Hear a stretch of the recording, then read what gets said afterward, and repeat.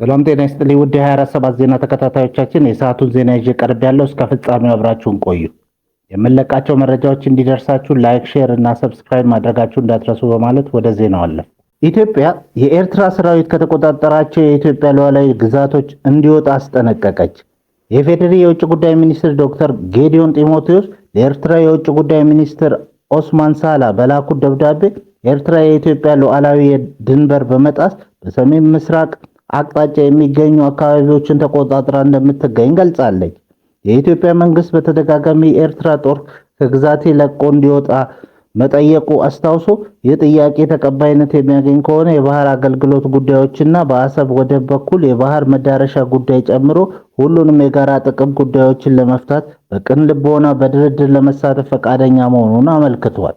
የኤርትራ ሰራዊት ለረጅም ጊዜ የኢትዮጵያ ሉዓላዊ ግዛት በመጣስ በሰሜን ምስራቅ አቅጣጫ ተቆጣጥሮ እንደሚገኝ ጠቅሷል።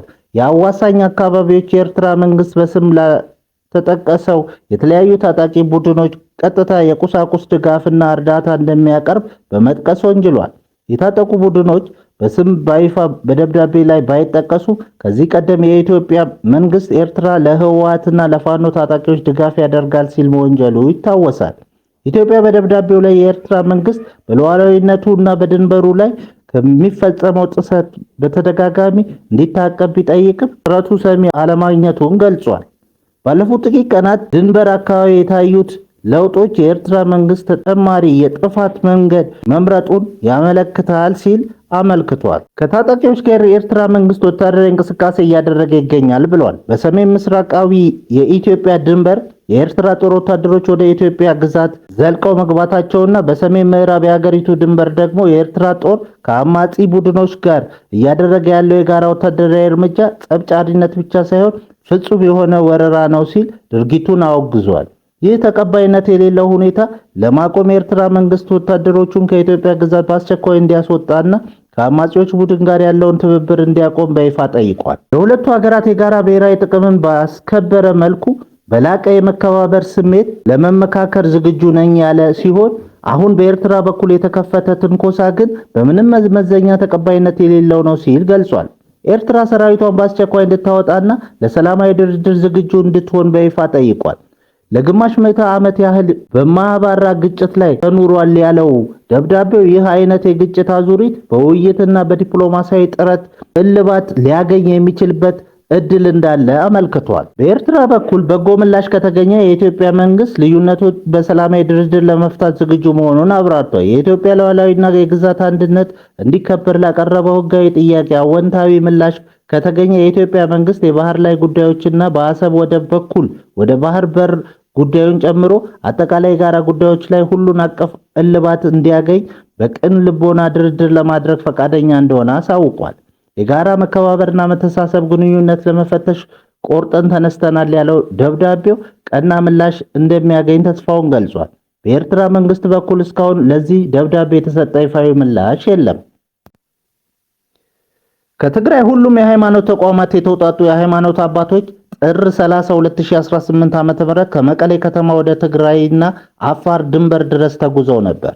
የሃይማኖት አባቶች ቦታው ላይ ሆነው በሰጡት መግለጫ የጉዟቸው ዋና ዓላማ በትግራይ ኃይልና ሰራዊት ሰላም ትግራይ ሐራ መሬት ብሎ ራሱን በሚጠራው ታጣቂ ኃይል መካከል ሰሞኑን ውጊያ መካሄዱን ተከትሎ ዘላቂ እርቅ እንዲወርድ ለመለመንና ለመገሰጽ ነበር። የሃይማኖት አባቶች የታጣቂ ኃይል አመራሮቹም አግኝተው ለማነጋገር ያደረጉት ሙከራ እንዳልተሳካ ቦታው ላይ በመሆን ከሰጡት መግለጫ ለመረዳት ተችሏል። የሃይማኖት አባቶች ተስፋ ባለመቁረጥ የእርቅ ጥረታቸውን አጠናክረው እንደሚቀጥሉ ተናግረዋል። የታጣቂ ኃይሉ ከፍተኛ አመራር በግል የማህበራዊ ትስስር ሚዲያ ገጽ የዘገየ የአንዱ ወገን ያደላ እጃችሁን ስጡ ለማለት ያለመ በማለት በማጣጣል ጽፈዋል።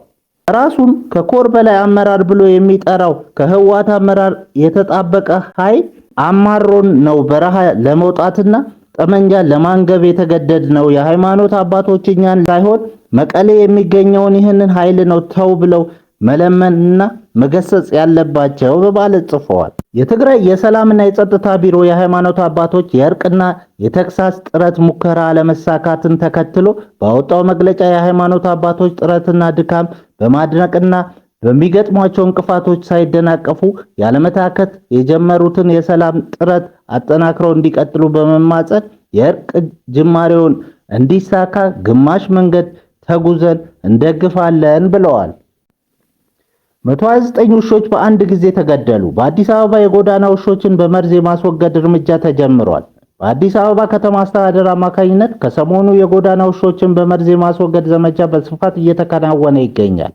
እርምጃው በዋናነት ባለቤት የሌላቸውና በቡድን የሚንቀሳቀሱ ውሾችን መነሻ ያደረገ ቢሆንም አፈጻጸሙ ግን የእንስሳት መብት ተሟጋችና ነዋሪዎችን እያሳዘነ ይገኛል። በተለይም በአቃቂ ቃሊቲ ክፍለ ከተማ ወረዳ 12 በሚገኝ የውሾች ማቆያና መጠለያ ውስጥ የነበሩ 129 ውሾች በመርዝ እንዲገደሉ መደረጉ ከፍተኛ ተቃውሞ አስነስቷል።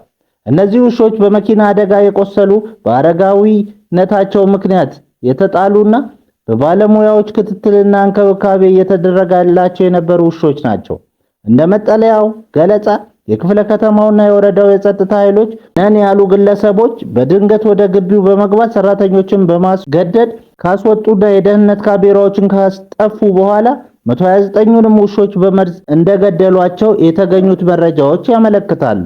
በሌላ ዜና አሜሪካ በትውልድ ሀገራቸው መፈንቅለ መንግስት ለማድረግ በማሴር የጦር መሳሪያ ሲያዘዋውሩ ደርሼባቸዋለሁ ያለቻቸውን ደቡብ ሱዳናዊ በእስራት ቀጣች። ነዋሪነታቸው አሜሪካ ያደረጉት ደቡብ ሱዳናዊ ፒተር ቢየር የጦር ሰራዊት ደረጃ የተሰጣቸውን የጦር መሳሪያዎች ወደ ደቡብ ሱዳን ለማጓጓዝ በመሞከር ተጠርጥረው በቁጥጥር ስር የዋሉት ከ2 ዓመት በፊት መጋቢት 2016 ዓ.ም ነበር። ፕሬዝዳንቱ ሳልቫ ኪር ሊያስገድሉ ሞክረዋል በሚል ከ2012 ዓ.ም አንስቶ በአሜሪካ በጥገኝነት መኖር እንደጀመሩ የተነገረላቸው ፒተር ቢየር የታዋቂው የሃርቫርድ ዩኒቨርሲቲ ምሩቅ፣ ለዓለም ባንክ የሚያገለግሉ የኢኮኖሚ ባለሙያ ናቸው። በአሪዞን ግዛት የተሰየመው የፌዴራል ችሎት ፒተር ቢየር ግብረ አበራቸው ነበሩ ከተባሉ ትውልደ ደቡብ ሱዳናዊ አሜሪካዊ አብርሃም ቼልኬች ጋር የጦር መሳሪያዎችንና ወታደራዊ ቁሳቁሶችን ወደ ውጭ መላክን የሚቆጣጠሩ ሕጎችን በመጣስ ጥፋተኛ ብሏቸዋል። የአሜሪካ ፍትህ ቢሮ አርብ ባወጣው መግለጫ ተጠርጣሪዎቹ ጥፋተኛ በተባሉበት ክስ እያንዳንዳቸው የ4 ዓመት እስራት ተፈርዶባቸዋል። ከየካቲት 2015 እስከ 2016 ዓ.ም ባለው ጊዜ ውስጥ ሁለቱ ግለሰቦች $4 ሚሊዮን የሚያወጣ ወታደራዊ ደረጃ ያላቸው የጦር መሳሪያዎችን አከማችተው መገኘታቸው መግለጫው አመልክቷል። ይህም ስቲንገር ሚሳኤሎችን፣ የቦምብ ማስወንጨፊያዎችን እንዲሁም ከ1000 በላይ መትረየሶችንና ጠመንጃዎችን ያካተተ ነው ተብሏል። ግለሰቦቹ በቁጥጥር ስር የዋሉት መሳሪያ አቅራቢዎች መስለዋቸው ከአሜሪካ የፌዴራል ስውር ወኪሎች ጋር ለ1 ዓመት ያህል ድርድር ሲያካሂዱ ከቆዩ በኋላ ነው። ክቡራን አድማጮቻችን ለሰዓቱ ያልናቸው ዜናዎች በዚህ እናበቃለን።